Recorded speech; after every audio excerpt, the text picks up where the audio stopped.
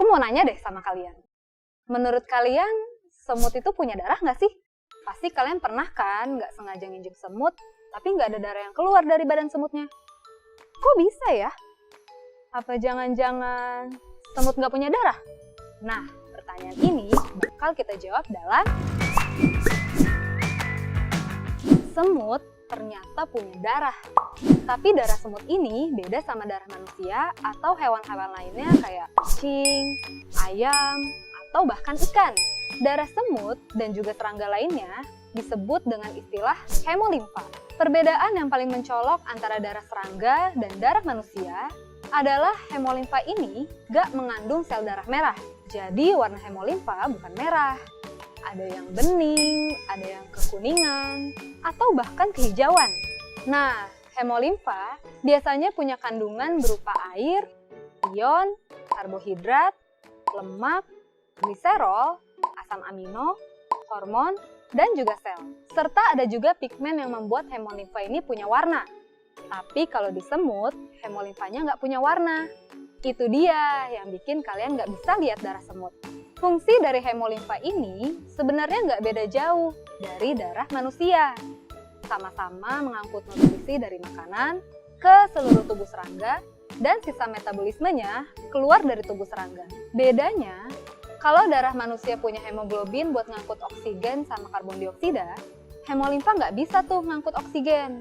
Karena itu tadi, hemolimfa nggak punya sel darah merah.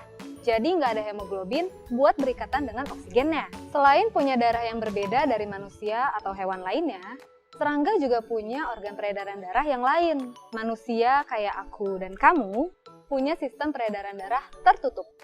Tapi serangga-serangga termasuk semut punya sistem peredaran darah terbuka. Artinya, mereka nggak pakai pembuluh darah buat mengalirkan hemolimfa ke seluruh tubuh. Semut juga punya semacam jantung yang bentuknya kayak tabung dan memanjang. Fungsinya adalah untuk memompa hemolimfa.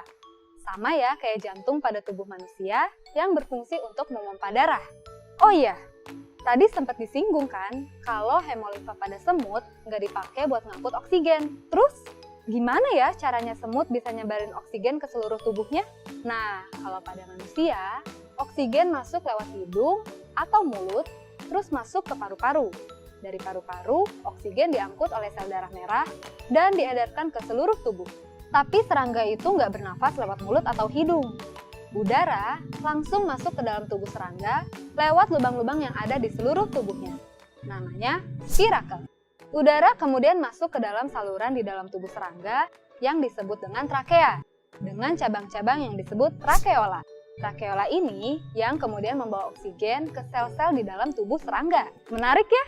Semut ternyata punya darah dan disebut sebagai hemolimfa.